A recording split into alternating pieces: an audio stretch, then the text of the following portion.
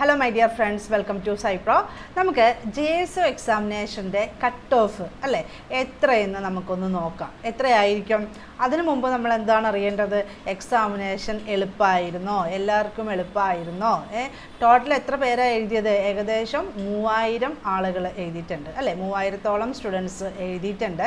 നമ്മുടെ JSO ആണെങ്കിൽ തുടക്കത്തിൽ ഏകദേശം ഒരു 7000 പേരൊക്കെ അപ്ലൈ ചെയ്തതായിരുന്നു. അതിൽ കൂടുതൽ അപ്ലൈ ചെയ്തിട്ടുണ്ട്. എന്നാലും കറക്റ്റായിട്ട് PSCയുടെ ഇതിനനുസരിച്ച് കുറച്ച് പേരെയൊക്കെ ക്യാൻസലേഷനും കാര്യങ്ങളൊക്കെ ഉണ്ടല്ലോ, കറക്റ്റായിട്ടുള്ള ആപ്ലിക്കേഷൻ അല്ലാത്തതൊക്കെ. അപ്പോൾ അതൊക്കെ കഴിഞ്ഞിട്ട് ഏകദേശം ഒരു 7000 സംതിങ് ആയിരുന്നു നമ്പർ ഓഫ് കാൻഡിഡേറ്റ്സ് അപ്ലൈ ചെയ്തത്. പക്ഷേ എക്സാമിനേഷന് കൺഫർമേഷൻ കൊടുത്തത് ഏകദേശം 3000-ഓളം സ്റ്റുഡൻസ് ആണ്. അതുകൊണ്ട് തന്നെയാണ് നമ്മുടെ JSO ഓൺലൈൻ എക്സാമിനേഷൻ ആയത്.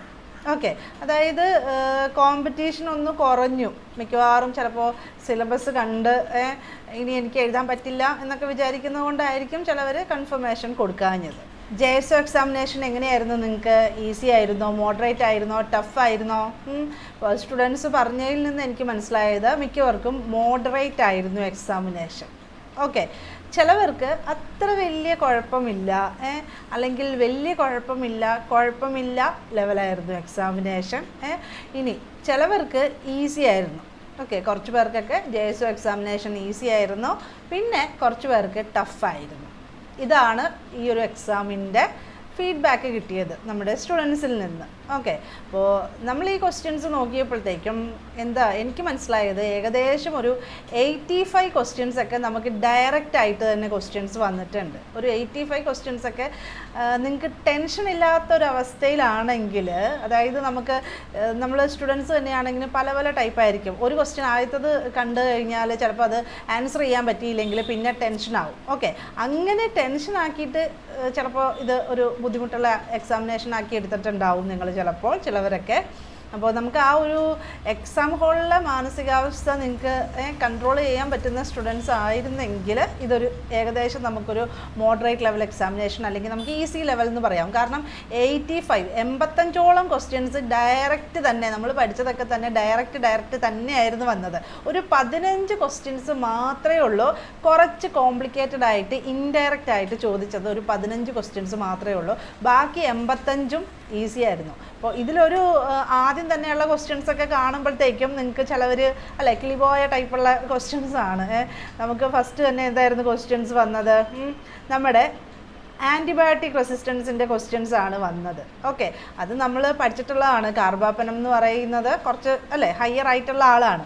അതിൻ്റെ താഴെയാണ് നമ്മുടെ സെഫ്റ്റാസിഡിയം ഒക്കെ വരുന്നത്.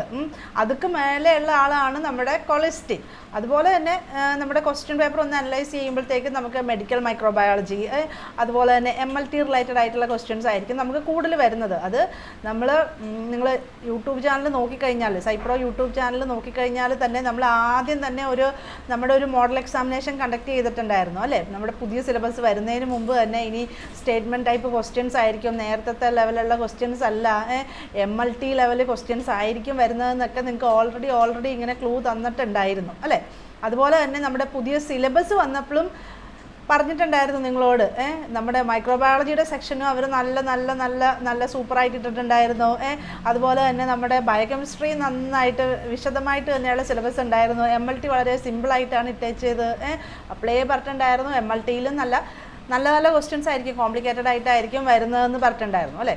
അപ്പോൾ ഈ എക്സാം എഴുതിയ കുട്ടികൾ ഇപ്പോൾ MLT സ്റ്റുഡൻസ് ആകട്ടെ, മൈക്രോബയോളജി ആകട്ടെ, ബയോകെമിസ്ട്രി ആകട്ടെ, മിക്കവർക്കും മോഡറേറ്റ് ലെവൽ തന്നെയായിരുന്നു. കുറച്ച് പേർക്ക് ഈസി ആയിട്ടുള്ളവരുണ്ട്, എന്നാലും നമുക്ക് ഏകദേശം ഒരു മോഡറേറ്റ് ലെവൽ എക്സാമിനേഷൻ ആയിരുന്നു. ഇപ്പോൾ ഫസ്റ്റത്തെ ക്വസ്റ്റ്യൻസൊക്കെ കണ്ടു കഴിഞ്ഞാൽ ചിലപ്പോൾ ആ ഒരു എല്ലാം ഈസി ആയിരിക്കും എന്നുള്ള പ്രതീക്ഷിച്ച് പോകുന്നവർക്ക് കുറച്ച് ടഫായിട്ടുള്ളൊരു ക്വസ്റ്റ്യൻ ആയിരുന്നു ഫസ്റ്റത്തത്. പക്ഷെ നമ്മൾ ചിന്തിച്ച് കഴിഞ്ഞാൽ പെട്ടെന്ന് ആൻസർ ചെയ്താൽ പറ്റുന്നതാണ്.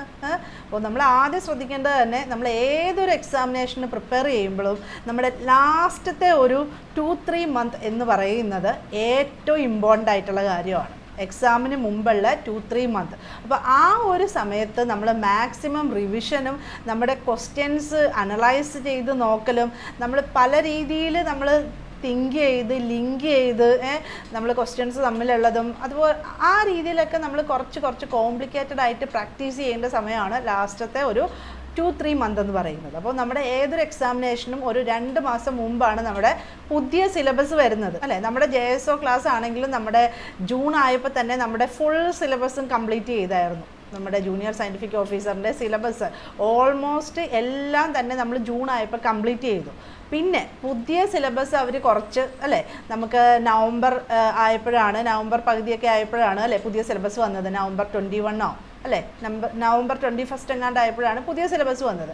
അപ്പോൾ പുതിയ സിലബസിൽ അവർ നമ്മൾ പഠിച്ചതൊക്കെ തന്നെയാണെങ്കിലും കുറച്ച് ഇങ്ങനെ എലാബറേറ്റ് ആയിട്ട് ഇട്ടിട്ടുണ്ടായിരുന്നു അല്ലേ, എല്ലാം നമ്മൾ പഠിച്ചതാണ്. അപ്പോൾ പുതിയ സിലബസ് നമ്മൾ ഈ ഒരു ക്വസ്റ്റ്യൻ പേപ്പർ അനലൈസ് ചെയ്ത് നോക്കുകയാണെങ്കിൽ പുതിയ സിലബസ് നിന്ന് ഏകദേശം ഒരു 5 ക്വസ്റ്റ്യൻ തന്നെ വന്നിട്ടുള്ളൂ, 5-6 ക്വസ്റ്റ്യൻ. ബാക്കിയെല്ലാം നമ്മൾ എന്ത് നേരത്തെ പഠിച്ചു നിർത്തി അതിൽ നിന്ന് തന്നെയാണ് എല്ലാം നമ്മൾ ചോദിച്ചേക്കുന്നത്. ഓക്കെ, അപ്പോൾ നമ്മൾ ഏറ്റവും വലിയ കാര്യം എന്ന് വെച്ചാൽ നിങ്ങൾ ഏതൊരു എക്സാമിനേഷനും ഇനിയുള്ള എക്സാമിനേഷനും നിങ്ങൾ പ്രിപ്പയർ ചെയ്യുകയാണെങ്കിൽ നേരത്തെ പഠിച്ചു തുടങ്ങുക.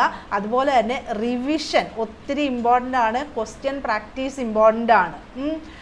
നമ്മൾ എത്രത്തോളം നമ്മൾ റിവിഷൻ ചെയ്യുന്നു, എത്രത്തോളം നമ്മൾ ക്വസ്റ്റ്യൻസ് പ്രാക്ടീസ് ചെയ്ത് തിരിച്ചും മറിച്ചും ഒക്കെ വന്നു കഴിഞ്ഞാൽ നമ്മൾ ആൻസർ ചെയ്യാൻ പറ്റണം. അപ്പോൾ ഇതൊക്കെ നമ്മുടെ നേരിട്ട് നമ്മുടെ അല്ലേ മെഡിക്കൽ മൈക്രോബയോളജി എന്നുള്ള ക്വസ്റ്റ്യൻസ് ആണ്. അപ്പോൾ നമ്മൾ എല്ലാ ഓർഗാനിസത്തിനും നമ്മൾ ഏതൊക്കെ ആൻറ്റിബയോട്ടിക്സ് ആണ് യൂസ് ചെയ്യണേന്ന് നമ്മളെല്ലാം നമ്മൾ പഠിക്കുന്നതാണ്.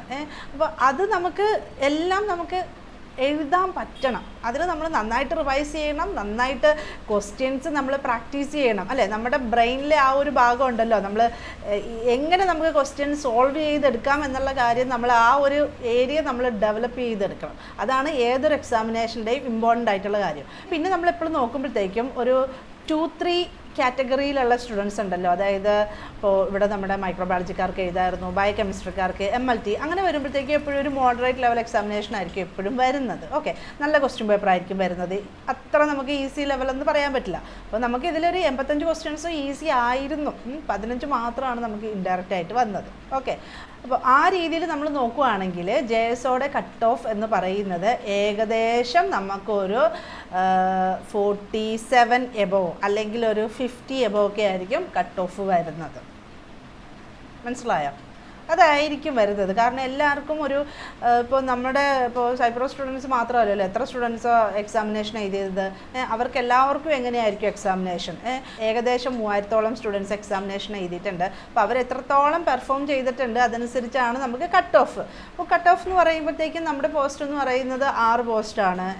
അപ്പോൾ ഏകദേശം നമുക്ക് പറയാം ഒരു 30-35 അല്ലെങ്കിൽ ചിലപ്പോൾ ആ ഒരു റേഞ്ച് ആയിരിക്കും നമുക്ക് മെയിൻ ലിസ്റ്റിൽ വരുന്നത് അല്ലേ. അത് കഴിഞ്ഞ ശേഷം ബാക്കിയുള്ളത് സപ്ലിമെൻ്ററി ലിസ്റ്റിൽ. അപ്പോൾ അതനുസരിച്ചായിരിക്കും കട്ട് ഓഫ് നിശ്ചയിക്കുന്നത്. നമുക്ക് മിക്കപ്പോഴും നമുക്ക് ആ ഒരു 50 റേഞ്ചൊക്കെ നമുക്ക് പ്രതീക്ഷിക്കാം അല്ലേ.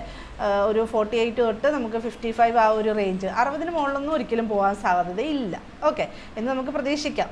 ഈസി ആയിട്ടുള്ളവരും ഉണ്ടായിരുന്നു, എന്നാലും നമുക്ക് പ്രതീക്ഷിക്കാം. കാരണം നെഗറ്റീവ് മാർക്കിംഗ് കൂടെ വരുത്തിയിട്ടുണ്ടാവുമല്ലോ സ്റ്റുഡൻസ്. നമ്മൾ വായിച്ചു നോക്കുമ്പോഴത്തേക്കും ചിലപ്പോൾ നെഗറ്റീവ് മാർക്കിംഗ് കൂടെ വരുമ്പോഴത്തേക്കും താഴെ പോകാനുള്ള സാധ്യത ഉണ്ടാവും ചിലപ്പോൾ. പിന്നെ ഒരു പ്രശ്നം എന്ന് വെച്ചാൽ ക്വസ്റ്റ്യൻ ക്യാൻസലിങ്. ഞാൻ നോക്കിയപ്പോഴത്തേക്കും ഒരു 2-3 ക്വസ്റ്റ്യൻസ് ഒക്കെ നമുക്ക് ക്യാൻസൽ ചെയ്യാൻ പാകത്തിലുള്ള ക്വസ്റ്റ്യൻസ് ഉണ്ട്. അത് നിങ്ങളായിട്ട് തന്നെ ചെയ്യുക. കാരണം ഈ ക്വസ്റ്റ്യൻ ക്യാൻസലിങ് എന്നുള്ള ഒരു പ്രശ്നം നമ്മളിപ്പോൾ ഇത് ഫുള്ള് എക്സ്പ്ലെയിൻ ചെയ്യുമ്പോഴത്തേക്കും ഈ മിക്കപ്പോഴും കണ്ടുവരുന്നത് ചില സ്റ്റുഡൻസൊക്കെ ആണെങ്കിൽ അവർക്കറിയാം ഇത് തെറ്റായിട്ടുള്ള ആൻസർ ആണ്, എന്നാലും അതായത് അവരെഴുതിയത് തെറ്റാണെങ്കിലും ചിലപ്പോൾ അതൊന്ന് ക്യാൻസൽ ചെയ്യാനായിട്ട് ഇഷ്ടമുണ്ടാവും ആളുകൾക്ക്. മനസ്സിലായോ? പല കാറ്റഗറി ആണല്ലോ നമ്മുടെ ചിന്താഗതികൾ. അപ്പോൾ ഓക്കെ, ഇതിന് എവിടെന്നെങ്കിലും ഒരു റെഫറൻസ് കിട്ടിയാൽ നമുക്ക് പോയി ക്യാൻസൽ ചെയ്യിക്കുക എന്നൊക്കെ ചിന്തിക്കുന്ന സ്റ്റുഡൻസ് ഉണ്ടാകാം. അപ്പോൾ അതുകൊണ്ട് ക്വസ്റ്റ്യൻ ക്യാൻസലിങ് പരമാവധി കുറയട്ടെ എന്നാണ് എൻ്റെ ഒരു അഭിപ്രായം. ഓക്കെ, അപ്പോൾ ഇതിലിപ്പോൾ നിങ്ങൾ രണ്ടാമത്തെ ക്വസ്റ്റ്യൻ നോക്കിക്കഴിഞ്ഞാലും അല്ലേ, ഏതാണ് സ്ട്രിക്റ്റ് അനേറോബ് അല്ലാത്തത്, അതിൻ്റെ ക്ലിനിക്കൽ കണ്ടീഷൻസ് ആണ് ഇവിടെ കൊടുത്തേക്കുന്നത്. ഏതാണ് ഫാക്കൾട്ടേറ്റീവ് അനേറോബ് എന്നാണ് ഇവിടെ ക്വസ്റ്റ്യൻ ചോദിച്ചേക്കുന്നത്. അപ്പോൾ നമ്മുടെ മൈക്രോ ഓർഗാനിസത്തിൻ്റെ പേര് നേരിട്ട് കൊടുക്കാതെ എന്താണ് അവർ വരുത്തുന്ന പ്രശ്നം അല്ലേ, അതാണ് ഇവിടെ ആൻസർ കൊടുത്തേക്കുന്നത്. അപ്പോൾ ആ രീതിയിലാണ് നമ്മളിവിടെ വന്നേക്കുന്നത്. അപ്പോൾ 1-2 ക്വസ്റ്റ്യന് നിങ്ങൾക്ക് ചിലപ്പോൾ ഇത് ഇൻഡയറക്റ്റ് ആണെന്ന് നിങ്ങൾ ചിന്തിച്ച് കളയും, നമുക്കൊരു ടെൻഷനൊക്കെ ഉണ്ടാകാൻ സാധ്യതയുണ്ട്. പക്ഷേ അത് കഴിഞ്ഞ ശേഷം 3 കഴിഞ്ഞ് പിന്നെയുള്ള ക്വസ്റ്റ്യൻസൊക്കെ നമുക്ക് ഏകദേശം ഈസി ആയിട്ടുള്ള തന്നെ ക്വസ്റ്റ്യൻസ് ആയിരുന്നു അല്ലേ. ഈ ക്വസ്റ്റ്യൻ പേപ്പർ നമ്മുടെ JSO എഴുതിയ എല്ലാവരും ഇപ്പം എടുത്ത് നോക്കുമ്പോഴത്തേക്കും എന്തായിട്ട് നിങ്ങൾക്ക് തോന്നും, ഇതെല്ലാം പഠിച്ചതായിരുന്നു അല്ലേ, ഇതെല്ലാം നമ്മൾ പഠിച്ചത് തന്നെയാണ്, ഇതെല്ലാം നമ്മൾ ഡിസ്കസ് ചെയ്തത് തന്നെയാണ്. പക്ഷേ ആദ്യത്തെ ക്വസ്റ്റ്യൻ കണ്ടപ്പോഴത്തേക്കും കിളി പോയപ്പോഴത്തേക്കും പിന്നെ എന്താ അത് മോഡറേറ്റ് ലെവൽ എക്സാമിനേഷൻ ആക്കി, ഈസി ആയിട്ടുള്ളൊരു എക്സാമിനേഷൻ ആയിരുന്നു അല്ലേ. ഈസി ആയിട്ട് നമുക്കൊരു 80, 83, 85 ഒക്കെ ഈസി ആയിട്ട് സ്കോർ ചെയ്യാൻ പറ്റിയ ഒരു എക്സാമിനേഷൻ ആയിരുന്നു. ഇനിയിപ്പോൾ നമുക്കൊരു 3, 4 ഒക്കെ നെഗറ്റീവ് മാർക്കിങ് പോയാൽ തന്നെ നമുക്ക് ഏകദേശം ഒരു 80 മാർക്ക് ഇതിൽ മേടിക്കായിരുന്നു. ഓക്കെ, അപ്പോൾ എപ്പോഴും നിങ്ങൾ ശ്രദ്ധിക്കേണ്ടത് എക്സാം ഹോളിൽ എന്ത് പ്രശ്നം വന്നാലും നമ്മൾക്ക് ആയിട്ട് അവിടെ കറക്റ്റാക്കാനുള്ള ആൻസർ അവിടെ ഉണ്ട് എന്നുള്ള വിചാരത്തിൽ തന്നെ നിങ്ങൾ എഴുതണം. ഓക്കെ, മിക്കപ്പോഴും ആദ്യത്തെ ക്വസ്റ്റ്യൻ ബുദ്ധിമുട്ടായിരിക്കും. നമുക്കിപ്പോൾ ഇത് ഓൺലൈൻ ആയതുകൊണ്ട് വലിയ കുഴപ്പമുണ്ടാവില്ല അല്ലേ. ഓക്കെ, അപ്പോൾ ഇനിയുള്ള എക്സാമിനേഷനൊക്കെ നിങ്ങൾ നന്നായിട്ട് ശ്രദ്ധിച്ചോളണം, നന്നായിട്ട് റിവൈസ് ചെയ്യുക, നന്നായിട്ട് നേരത്തെ പഠിച്ചു തുടങ്ങുക, നേരത്തെ പഠിച്ച് തീർക്കുക. ഈ എക്സാമിൻ്റെ ഡേറ്റ് വന്നിട്ട് പഠിക്കാനിരിക്കരുത്. ഏത് എക്സാമിനും നേരത്തെ പഠിച്ച് തീർത്തിട്ട് ഈ ഡേറ്റ് വന്നതിന് ശേഷം റിവിഷൻ ആയിരിക്കണം. റിവിഷനും ക്വസ്റ്റ്യൻ പ്രാക്ടീസും എത്രത്തോളം ക്വസ്റ്റ്യൻ പ്രാക്ടീസ് ചെയ്യാൻ പറ്റുമോ അത്രത്തോളം നിങ്ങൾക്ക് എന്താണ് മാർക്ക് കിട്ടാനുള്ള ചാൻസ് കൂടുതലാണ്. പിന്നെ അതുപോലെ പാനിക് ആകരുത്. സിലബസ് മൊത്തം തീർത്താലേ എനിക്ക് ശരിയാവുള്ളൂ അങ്ങനെയൊക്കെ ചിന്തിക്കുന്ന ആളുകളുണ്ട്. അപ്പോൾ നിങ്ങൾ പഠിക്കുന്നത് തന്നെ നമുക്ക് ഡീപ്പായി പഠിക്കാം. ഏതെങ്കിലും ഒരു 2 മാർക്കിൻ്റെ കാര്യം അവിടെ വിട്ടാലും പോട്ടെ, ഒരു 4 മാർക്കിൻ്റെ ടോപ്പിക്ക് അവിടെ വിട്ടാലും വലിയ പ്രശ്നം വരില്ല. മനസ്സിലായോ? അപ്പോൾ ആ രീതിയിൽ വേണം ഇനിയുള്ള എക്സാമിനേഷന് പ്രാക്ടീസ് ചെയ്യാനായിട്ട്. അപ്പോൾ ഇതിൻ്റെ കട്ട് ഓഫ് നമുക്കൊരു നമ്മളൊരു 50 റേഞ്ച് നമുക്ക് പ്രതീക്ഷിക്കാം. അപ്പോൾ ഇനിയുള്ള എക്സാമിനേഷനൊക്കെ എല്ലാവരും നന്നായിട്ട് പഠിക്കുക. ഇനി JSO എക്സാമിനേഷൻ ഒത്തിരി ടഫായിട്ടുള്ളവരും ഇനിയുള്ള എക്സാമിനേഷനൊക്കെ നന്നായിട്ട് പ്രിപ്പയർ ചെയ്യുക. നിങ്ങൾ ഇത്രയും നാളും ചിലപ്പോൾ പഠിച്ചതായിരിക്കും. അപ്പോൾ ഇത്രയും നാൾ പഠിച്ചതൊക്കെ തന്നെയും ഇനിയിപ്പോൾ നിങ്ങൾക്ക് ചിലപ്പോൾ ഈ ഒരു കാറ്റഗറിയിലുള്ള വേറെ എക്സാമിനേഷൻ വന്നില്ലെങ്കിൽ പോലും അതൊക്കെ തന്നെ റിവൈസ് ചെയ്യുക. MLTക്കാർക്കാണെങ്കിൽ എപ്പോഴും നമുക്ക് ലാബ് ടെക്നീഷ്യൻ്റെയും ലാബ് അസിസ്റ്റൻറ്റിൻ്റെയൊക്കെ എക്സാമിനേഷനൊക്കെ എപ്പോഴും വരുന്നുണ്ട്. നിങ്ങൾ പഠിച്ചുകൊണ്ടേ ഇരിക്കുക. അപ്പോൾ നിങ്ങൾക്ക് എന്താ എക്സാം വരുമ്പോഴത്തേക്കും എഴുതാം. അല്ലാതെ എക്സാമിനേഷൻ വന്നു കഴിയുമ്പോഴത്തേക്കും പഠിച്ചു തുടങ്ങാമെന്ന് വിചാരിക്കരുത്. ഓക്കെ, അപ്പോൾ ഇതുവരെ പഠിച്ചതൊക്കെ ഇപ്പോഴും ഇരുന്ന് റിവിഷനും കാര്യങ്ങളൊക്കെ വേണം. എല്ലാ ദിവസവും പഠിച്ചതൊക്കെ അവിടെ നിർത്തരുത്. അത് കണ്ടിന്യൂ ചെയ്ത് പോവുക കേട്ടോ. അപ്പോൾ നിങ്ങൾ പഠിച്ച നോട്ടും കാര്യങ്ങളൊക്കെ റിവൈസ് ചെയ്തുകൊണ്ടിരിക്കുക, ടെക്സ്റ്റൊക്കെ വായിക്കുക, എപ്പോഴും പഠിച്ചുകൊണ്ടിരിക്കുക. ഓക്കെ, അപ്പോൾ നമുക്ക് റിസൾട്ട് വരുമ്പോഴത്തേക്കും കാണാം അല്ലേ. അപ്പോൾ നമുക്ക് എല്ലാം നന്നായിട്ട് എഴുതിയ ആളുകൾക്കൊക്കെ പ്രതീക്ഷയോടെ മുമ്പോട്ട് പോവുക. നമുക്ക് റിസൾട്ട് ചിലപ്പോൾ ഒരു 2-3 മന്തൊക്കെ കഴിയുമ്പോഴത്തേക്കും റിസൾട്ട് വരുമായിരിക്കും. ഓക്കെ, അപ്പോൾ നമുക്ക് നോക്കാം. Okay, thank you.